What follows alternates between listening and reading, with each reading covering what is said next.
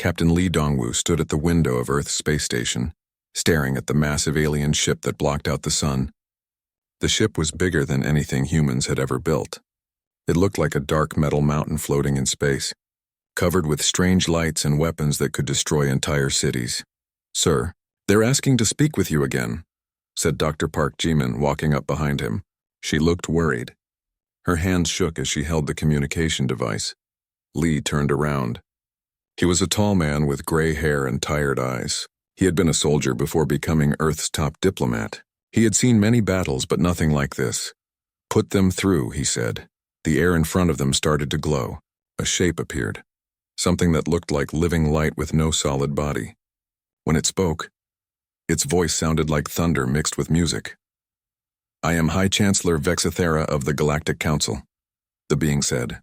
"We have ruled this galaxy for 10,000 years. We bring order to chaos. We guide young species toward proper development." Lee crossed his arms. "And what does that mean for Earth? Your species grows too fast, too dangerous. In 50 years, you went from simple flying machines to space travel. In 20 more years, you built weapons that could destroy your own planet. This speed of growth threatens the peace we have maintained." Admiral Kim Tae-ho entered the room. He was younger than Lee, with a serious face and military uniform. "Captain, our ships are ready. We have 12 defense vessels positioned around Earth." The light being seemed to find this amusing. "12 ships? We have brought 500. Ships from 12 different worlds. Each one could destroy your entire fleet." Lee stepped forward. "What do you want from us?" "Submission. You will accept our guidance. We will slow your technological growth. We will choose which humans may have children. We will decide which planets you may visit. In return you will live," Dr. Park gasped. "You want to control our evolution?" "We want to prevent your destruction of others," Vexithera replied. "Young species always destroy themselves or others. We have seen it countless times.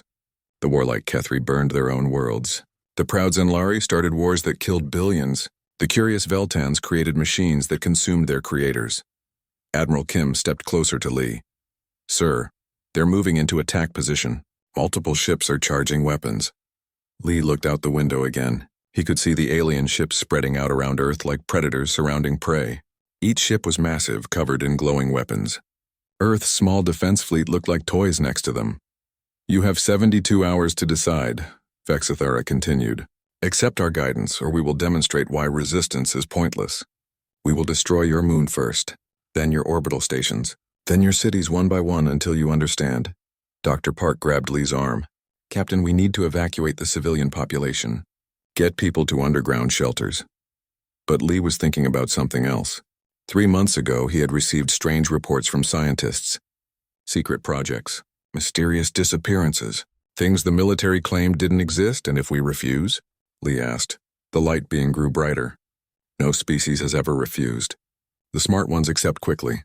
The stubborn ones accept after we destroy a few cities. The truly foolish ones fight until only a few thousand survivors remain to serve us." Admiral Kim whispered urgently. "Sir, we should call the world leaders, start evacuation procedures." Lee was quiet for a long moment. He thought about his daughter, who was studying to be a doctor. He thought about his grandson, who loved to draw pictures of spaceships. He thought about all the humans who had worked so hard to reach the stars. Then he looked directly at the alien being. "We decline your offer." The room went silent. Even Admiral Kim and Dr. Park stared at him in shock. "I'm sorry, what did you say?"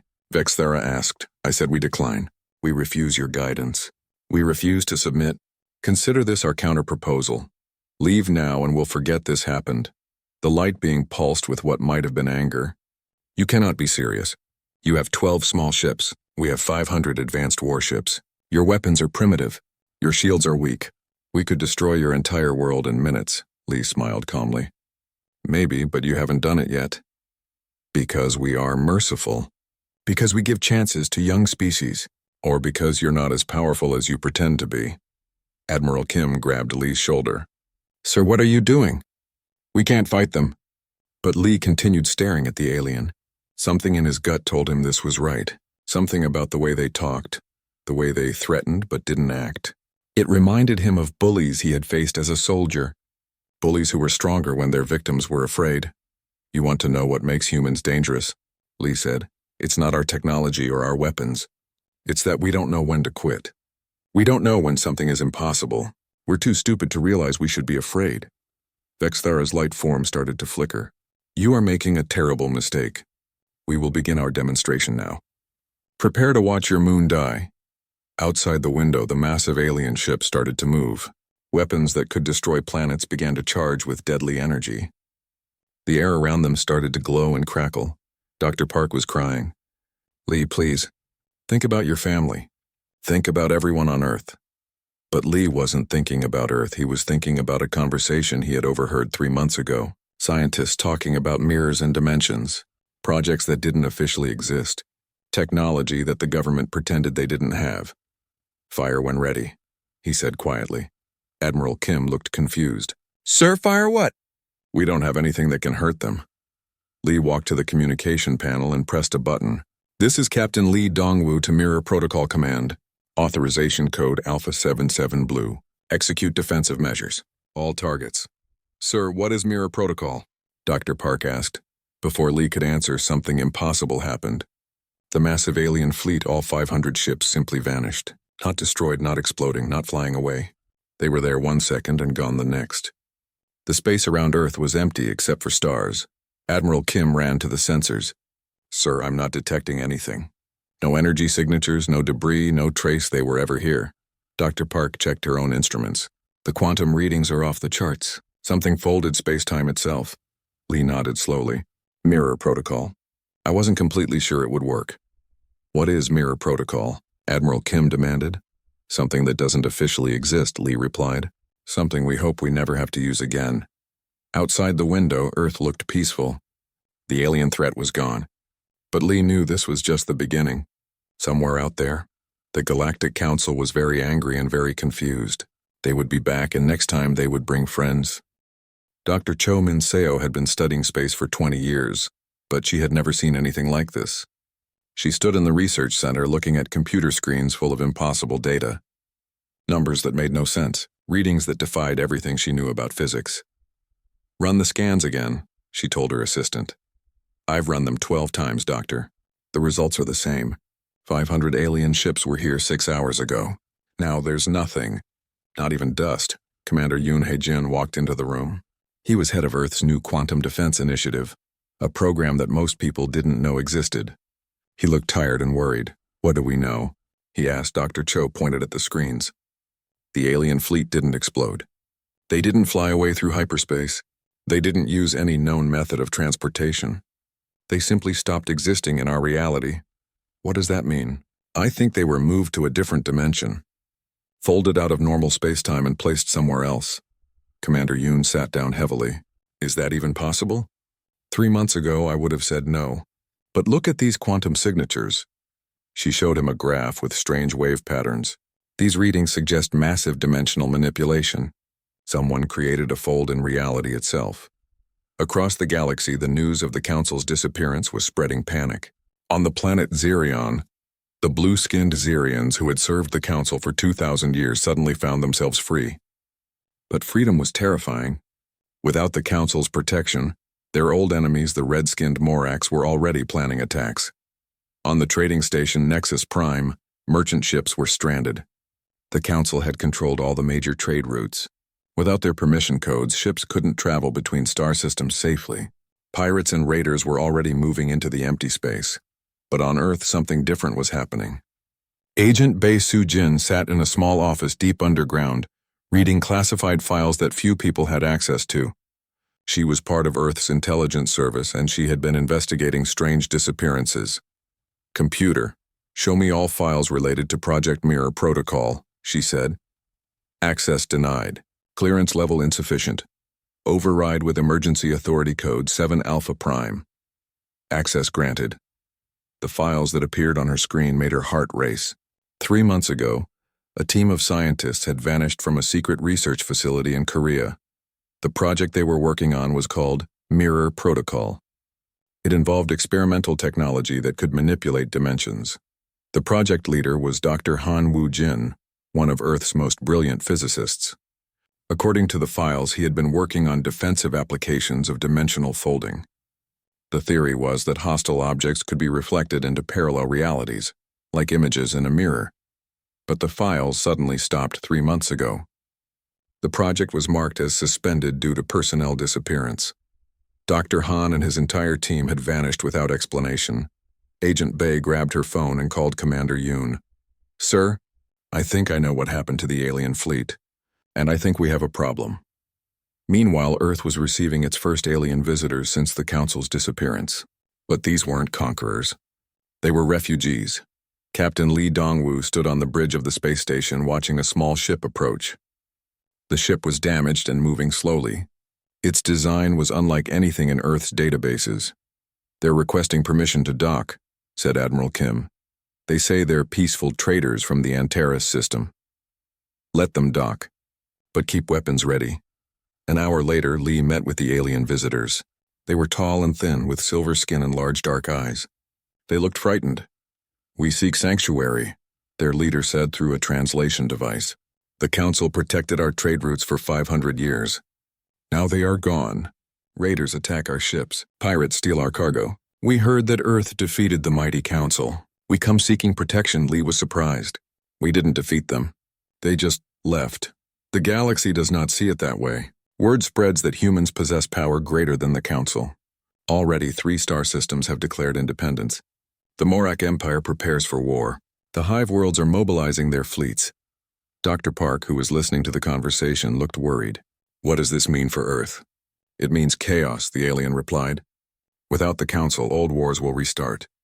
New alliances will form. The galaxy will burn unless what? Unless Earth takes the Council's place. Unless humans become the new guardians of peace." After the aliens left, Lee called an emergency meeting with Earth's leaders. The room was full of presidents, prime ministers, and military commanders from around the world. "The situation is more serious than we thought," Lee explained. "The Council wasn't just threatening us. They were holding the galaxy together. Without them, everything is falling apart." Dr. Cho spoke up from her seat at the conference table. "I've been analyzing the quantum data from their disappearance. Whatever technology we used, it didn't destroy the Council. It moved them somewhere else. But the dimensional barriers are unstable. I think they might come back." "When?" asked the President of the United States. "I don't know. Could be days, could be years. But when they return, they'll be angry. And they'll bring everything they have." Commander Yoon cleared his throat. "There's something else. Agent Bay has discovered information about Mirror Protocol. The project that saved us might have been created by scientists who no longer exist." "What do you mean?" asked the Prime Minister of Korea. Agent Bay stood up. "The scientists who created Mirror Protocol disappeared 3 months ago. Their research facility is empty, but their computers show that the project was completed. Someone or something finished their work." The room was quiet for a moment. "Are you saying the technology used itself?" Lee asked. "I'm saying we don't understand what we're dealing with. The Mirror Protocol wasn't just a weapon. It was something that could think and act on its own." Dr. Cho was studying her tablet. "According to my calculations, the dimensional fold that removed the Council fleet affected more than just our reality. It created thousands of parallel dimensions. In some of them, Earth was destroyed. In others, the Council never came. We accidentally became a multi-dimensional power. What does that mean for us?" asked the German Chancellor. "It means we're responsible for more than just our own Earth. Every decision we make affects thousands of other realities. And if the Council returns—" She didn't finish the sentence, but everyone understood. When the Council came back, they wouldn't just be fighting one Earth. They would be fighting an infinite number of them. Outside the space station, more refugee ships were arriving. Traders, diplomats, and warriors from across the galaxy were coming to Earth. Some sought protection. Others wanted to form alliances. A few came to study the mysterious power that had defeated the Council. Earth was no longer just another planet. Whether they wanted it or not, humans had become the center of galactic politics. And somewhere in the dimensional void, the Galactic Council was planning their return. Agent Bay looked out at the alien ships and wondered if humanity was ready for what was coming. They had won the first battle by accident. The next one would require everything they had. Dr. Cho Minseo followed the underground tunnel deeper into the mountain. The tunnel was carved from solid rock and lined with strange metal that seemed to glow with its own light. She had been searching for the source of the Mirror Protocol for 3 days, And the quantum signatures had led her here, to a hidden facility beneath the Korean peninsula. Agent Bae Soo-jin walked beside her, holding a scanner that beeped softly every few seconds. "The energy readings are getting stronger," she said. "Whatever's down here, it's still active." Behind them, General Kwon Jae-sung checked his weapon for the third time. He was a big man with scars on his hands from old battles. "I still don't understand why this facility isn't in any military database. I've been in the Korean Army for 30 years. I should know about every secret base. Maybe it was built by people who didn't want the military to know about it." Dr. Cho replied. They reached a massive metal door that looked like it was made from the same glowing material as the tunnel walls. There was no handle, no keypad, no way to open it. But as they approached, the door simply dissolved, becoming transparent and then disappearing completely. "Motion sensors," Agent Bae said, though she didn't sound convinced. They walked into a huge chamber filled with machines that defied description. Some looked like giant mirrors made of liquid metal. Others resembled crystal trees that grew from the floor to the ceiling. In the center of the room stood a man in a white lab coat, his back turned to them. "Dr. Han Woo-jin," Dr. Cho called out. The man turned around. He was younger than Dr. Cho had expected, maybe 40 years old, with tired eyes and hair that looked like he hadn't slept in weeks. "I was wondering when someone would find this place," he said calmly. General Kwon raised his weapon. "You're supposed to be missing, dead. Your research facility was empty." Dr. Han smiled sadly. "The facility upstairs was empty. But I've been down here the whole time, finishing the work that might save our species." "Mirror protocol," Agent Bae said. "You created it. I created the theory. The machines built themselves." He gestured around the chamber. "This technology doesn't just manipulate dimensions. It exists in multiple dimensions simultaneously. It can see possible futures and prepare for them." Dr. Cho walked closer to one of the liquid metal mirrors. Her reflection looked strange, as if she was seeing herself from different angles all at once. "You're saying the machines are alive?" "Not alive in the way we understand it, but conscious, yes. When I started working on dimensional folding, the equations showed me something terrifying. The Galactic Council had been planning to destroy humanity for months. They had decided we were too dangerous to exist. "So you built a defense system," General Kwon said, lowering his weapon slightly. "I built the beginning of one. The machines completed it. They showed me visions of possible futures. In 97% of those futures, humanity was extinct within a year. The Council wouldn't just subjugate us, they would wipe us out completely." Agent Bae was scanning the room with her device. "The quantum readings here are off the charts. These machines are connected to thousands of parallel realities." Dr. Han nodded. "When the Council fleet prepared to attack Earth, Mirror Protocol activated automatically. It folded their ships into a parallel dimension where Earth doesn't exist. A perfect prison. But they can come back," Dr. Cho said. It wasn't a question. "Yes, the dimensional barriers are weakening. I estimate we have 4 days before they break through. And when they return..." He paused, looking at the machines around them. "They'll bring friends." General Kwon stepped forward. "What kind of friends?" "Every species they've ever conquered. Every fleet they've ever commanded. The Council has ruled for 10,000 years. They have allies and servants across the entire galaxy. When they return, they won't come to subjugate humanity. They'll come to destroy us completely." Dr. Cho felt a chill run down her spine. "How many ships are we talking about?" "Conservative estimate? 10,000. Maybe more. Ships from hundreds of different worlds, each with weapons that could level continents. Can Mirror Protocol stop them again?" Dr. Han walked to a control panel made of what looked like flowing water. When he touched it, images appeared in the air above them. The images showed the galaxy, but it was different. There were more stars, more planets, more ships than should be possible. Mirror Protocol did more than remove the Council fleet. It created what the machines call a probability cascade. Every time we fold something into another dimension, we create new realities. There are now thousands of parallel versions of our galaxy, each slightly different. Agent Bae stared at the images. "You're saying there are thousands of Earths? And thousands of Council fleets. Some of them are more powerful than ours. Some are weaker. When the barriers collapse, they might all try to return to the same reality." General Kwon sat down heavily on a nearby chair. "This is insane. We're not just fighting one enemy. We're fighting an infinite number of them." "But we also have an infinite number of allies," Dr. Han said. "In some realities, Earth joined the Council peacefully. In others, we developed even more advanced technology. The machines have been communicating with other versions of ourselves. Dr. Cho was beginning to understand. You're planning to combine our forces with other Earths. It's the only way to survive. But it requires something that has never been attempted before. We need to stabilize the dimensional barriers while keeping communication channels open. We need to coordinate with versions of ourselves that we've never met. He led them to another part of the chamber, where a woman in a lab coat was working on a machine that looked like a giant compass made of light.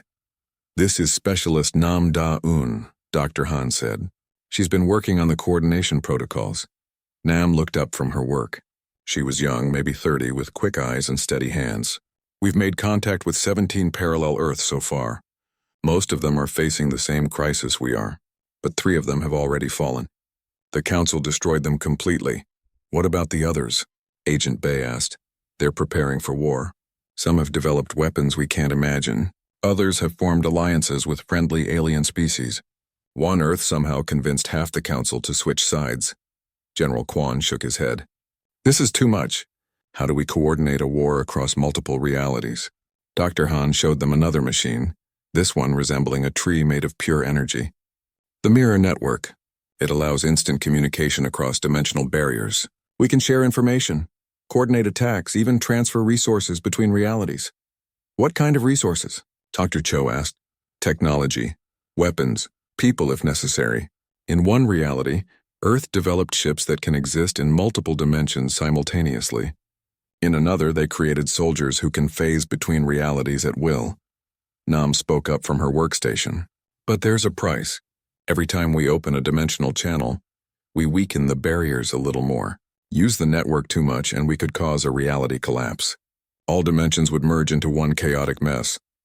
So we have to win quickly, Agent Bay said. We have to win perfectly, Dr. Han corrected. One mistake, one miscalculation, and not just our Earth dies. Every Earth dies. The chamber was quiet for a moment except for the humming of the machines. Dr. Cho looked around at the impossible technology that surrounded them. A week ago, she had been a simple physicist studying distant stars. Now she was planning a war that would span multiple realities. When do we start? She asked. Dr. Han smiled for the first time since they had met him. We already have.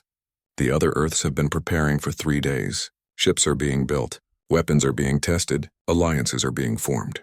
When the Council returns, they'll find humanity ready for them. And if we lose, then reality itself ends.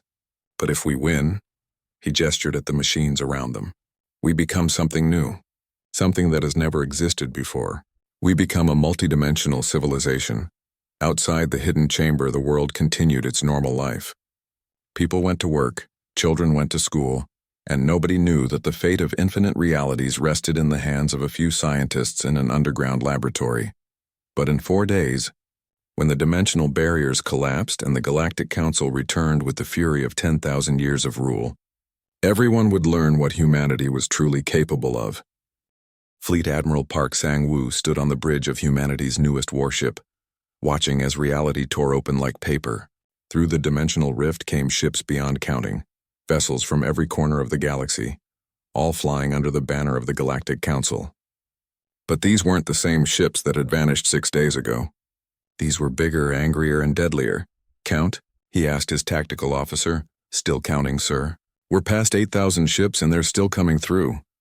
Admiral Park had been preparing for this moment since the Mirror Protocol had first activated.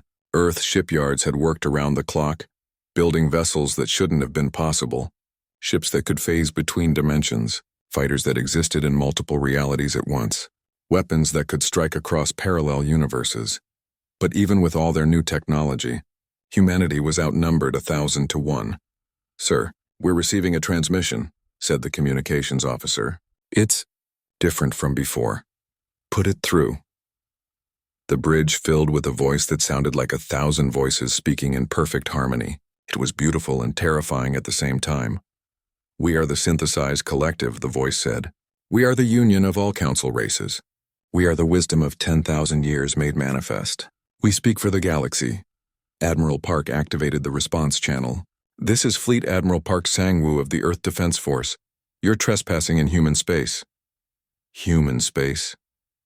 The voice seemed amused. There is no human space. There is only council space and the void between stars. You have committed crimes against reality itself. You have torn holes in the fabric of existence. You have endangered every living being in the galaxy. Dr. Lim Soo-young, who was standing next to Admiral Park, stepped forward. She was Earth's leading expert on alien psychology, and she had been studying the Council's behavior patterns since their first visit. "They're not lying," she whispered to the Admiral. "Something about their dimensional displacement has damaged the barriers between realities. They're here as much to fix the damage as to destroy us. We offer one final chance," the collective continued. "Surrender the dimensional technology. Submit to cleansing. Allow us to reduce your population to manageable levels. In return, the surviving humans will be permitted to exist as servants." Admiral Park looked out at the enemy fleet. Each ship was the size of a city, covered in weapons that could crack planets. But scattered among Earth's defenders were vessels that defied easy description. Ships that flickered in and out of existence. Fighters that appeared to be flying backwards through time. Weapons platforms that cast shadows in dimensions that didn't have light. "Counteroffer," Admiral Park said. "Leave now and we'll help you fix the dimensional damage without anyone getting hurt." The response was immediate. Weapons fire erupted from 1,000 Council ships simultaneously, but the beams and missiles didn't strike empty space where Earth's fleet had been. They passed through ships that weren't quite there, missed fighters that had stepped sideways into parallel realities, and were absorbed by shields that existed in multiple dimensions at once. "All ships. This is Admiral Park. Execute Cascade Protocol. Show them what humanity learned in 6 days." Captain Oh Young-ho sat in the cockpit of humanity's first-dimensional fighter. The ship around him seemed to be made of crystallized space-time. Solid but transparent, real but not quite there. He could see the enemy fleet spread out before him, and also see 17 other versions of the same battle happening in parallel realities. "Ghost Squadron, follow my lead," he said into his radio. "Remember, we're not just fighting for our Earth, we're fighting for all of them." His fighter phased out of normal space and reappeared inside the shield perimeter of a massive Council battleship. The aliens hadn't expected an attack from within their own defenses. O's weapons, designed by scientists from 3 different realities, tore through the battleship's hull like paper. But as he pulled away from the explosion, something happened that made his blood freeze. The battleship didn't just explode. It split into multiple versions of itself, each one damaged differently. The dimensional weapons were affecting reality in ways nobody had predicted. Back on Earth, Dr. Lim Soo-young was monitoring the battle from the underground command center.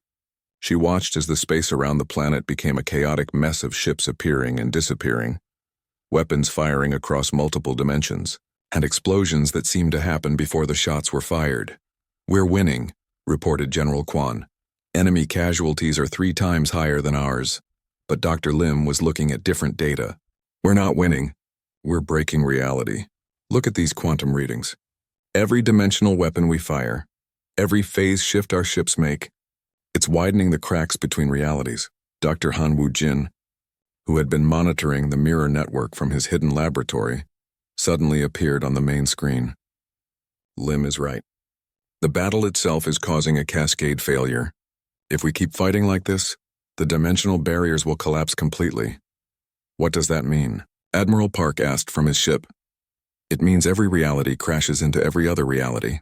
Every possible version of the galaxy tries to exist in the same space at the same time. It would be the end of existence itself." But even as Dr. Han spoke, something new was happening in the battle. The synthesized collective had noticed the dimensional instability too. Their ships were pulling back, trying to minimize the damage to reality. "They're scared," Dr. Lim realized. "The collective isn't just here to destroy us. They're here to prevent the collapse of reality. They know what we're accidentally doing." Admiral Park opened a communication channel to the enemy fleet. "Collective, this is Admiral Park. We need to talk." "There is no time for talk," the harmony of voices replied. "The dimensional barriers weaken with every moment. Already, fragments of other realities bleed through. Soon the cascade will be unstoppable. Then help us stop it." "Why would you trust us?" "Why would we trust you?" Dr. Lim stepped forward. "Because if we don't work together, everyone dies. Every species, every planet, every possible version of reality. There won't be any winners or losers. There will just be nothing." The space around Earth suddenly filled with light as a new type of ship appeared. It was massive, larger than anything either side had built, and it seemed to be constructed from pure crystallized time. The ship looked familiar and alien at the same time. "This is Council Speaker Jin Hyo-rin," came a new voice, one that sounded human but spoke with the authority of ages. "I am a bridge between human and council consciousness. I have seen the futures that await us if this battle continues." Admiral Park was confused. "Jin Hyo-rin? That's a Korean name. I am human and council, past and future, one reality in all realities. The collective and I have been working on a solution since the dimensional barriers first began to weaken." On the main screen, an image appeared. It showed a woman who looked human but whose eyes held the depth of stars. She was standing in what appeared to be a room made of living light, surrounded by beings from dozens of different species. "The only way to stabilize reality is to create a permanent anchor point," she explained. "A location that exists in all dimensions simultaneously, a place where the barriers can be maintained and monitored forever." "Earth," Dr. Han said, understanding immediately. Earth, but not just our Earth. All Earths, in all realities linked together into a single multi-dimensional nexus. Humanity would become the guardians of reality itself. The battle around Earth slowed as both sides considered this revelation. Captain O, still flying his dimensional fighter, could see ships from both fleets beginning to power down their weapons. "What's the catch?" Admiral Park asked. "The process is irreversible," Jin Hyo-rin replied. "Once Earth becomes the dimensional anchor, humanity can never leave this system. You become permanent guardians of the barriers between realities, and you must work with the Council as equal partners, not as conquerors or conquered. For how long? Forever." The communication channels fell silent as humanity faced the greatest decision in its history. They could continue fighting and watch reality collapse. They could surrender and face extinction, or they could accept responsibility for something far greater than they had ever imagined. Admiral Park looked around his bridge at the faces of his crew. Each one showed the same mixture of fear and determination that had brought humanity this far. "Signal all Earth vessels," he said finally. "Prepare for convergence protocol. We're going to save the universe." The transformation began at exactly midnight Earth time. Master Engineer Shin Ki-woong watched from the orbital station as the planet below started to change. What had once been a simple blue and green world was becoming something that had never existed before, a nexus point for infinite realities. "Dimensional anchors are activating," reported his assistant. "Power levels are stable across all 17 parallel Earth systems." Shin had designed the stabilization array that would lock Earth into its new role as guardian of reality. The technology combined human ingenuity with 10,000 years of council knowledge, creating something that neither species could have built alone. Around Earth's orbit, the space itself began to shimmer. Points of light appeared and grew into windows, viewing portals into other dimensions. Through them, Shin could see other Earths. Some looked exactly like theirs. Others showed worlds where the continents were shaped differently, where the ice caps had melted, where floating cities drifted through crystal-clear skies. "It's beautiful," whispered Dr. Cho Min Seo, who had come to watch the convergence. All those possibilities, all those different versions of humanity. But the beauty came with a price. On the planet's surface, people could feel the change. The air itself seemed different, charged with energy from other dimensions. Children pointed at the sky where aurora-like lights danced between realities. Scientists recorded impossible readings as the laws of physics expanded to accommodate multiple universes existing in the same space. In the hidden laboratory beneath Korea, Dr. Han Woo-jin monitored the mirror network as it grew beyond anything he had imagined. The machines that had started as simple dimensional manipulators were evolving into something, like a nervous system that connected all realities. "Status report," he said to Specialist Nam Da-yoon. "Earths are reporting successful anchor establishment. The dimensional barriers are stabilizing. But there's something else." She paused, checking her instruments again. "The network is connecting to more than just parallel Earths. It's reaching into the past and future as well." "What does that mean?" "It means the anchor isn't just preventing reality collapse now. It's preventing it from ever having happened. We're retroactively saving the universe." Above them, in the newly constructed council chambers that existed in 17 dimensions simultaneously, Ambassador Lee So-ra prepared for humanity's first session as equal partners in galactic governance. The chambers were a marvel of multi-dimensional architecture, a space that was somehow large enough to hold representatives from thousands of species while remaining intimate enough for actual conversation. Lee had been chosen as Earth's representative, not because she was the most experienced diplomat, but because she had the unique ability to see the big picture. She understood that this moment wasn't just about humanity joining the galactic community. It was about transforming what that community could become. Representatives will take their positions, announced the synthesized collective, whose voice now carried harmonies of human speech alongside alien tones. The merger of human and council consciousness had changed them as much as it had changed humanity. Council Speaker Jin Hyo-rin, the human council hybrid who had helped broker the peace, stood at the center of the chamber. Her appearance shifted constantly, sometimes fully human, sometimes translucent like the original council beings, sometimes something entirely new. The first order of business, she said, is the establishment of dimensional trade protocols. With stable connections between realities, we can share resources, knowledge, and culture across infinite variations of our civilizations. Through the viewing portals that surrounded the chamber, Lee could see the results of this new age beginning. Ships from dozens of different realities were already docking at Earth's orbital stations. Some brought technology that seemed like magic. Others offered art and music from civilizations that had developed along completely different paths. But the most amazing sight was the arrival of the other humanities. Through the dimensional gates came people from Earths where history had unfolded differently. Humans who had evolved differently, who had developed different cultures, who had faced different challenges. There was an Earth where humanity had achieved peace 1,000 years ago and had spent the time developing philosophy and art. Another where they had remained primarily ocean dwellers and had built incredible underwater cities. One where they had learned to communicate telepathically and had created a global consciousness centuries before developing space travel. This is unprecedented, Lee said to Jin Hyo-rin during a break in the session. We're not just joining the galactic community. We're expanding what that community means. Exactly.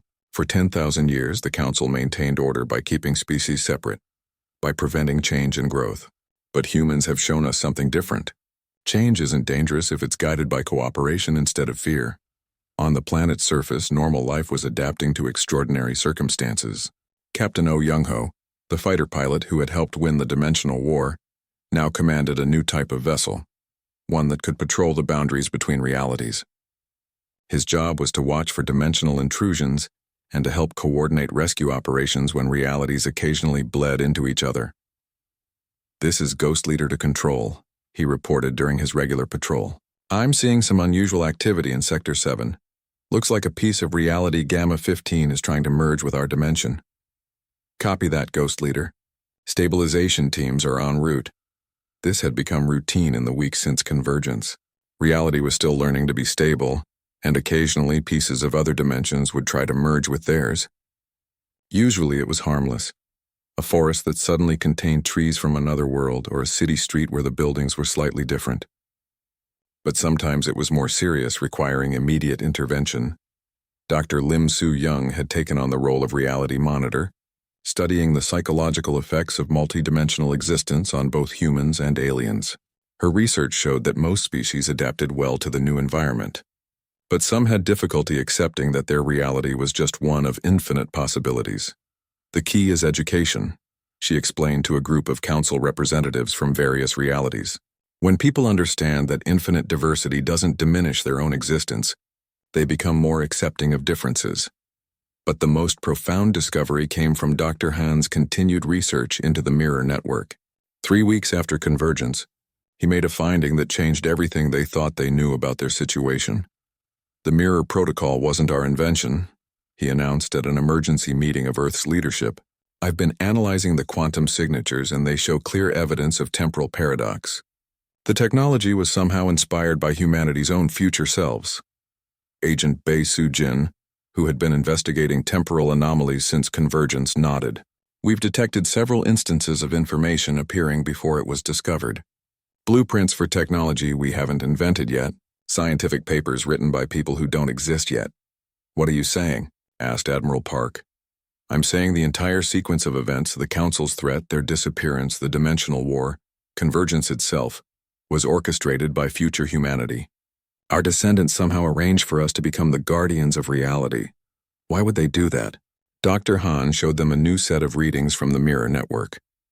Because without multidimensional anchoring, reality would have collapsed anyway.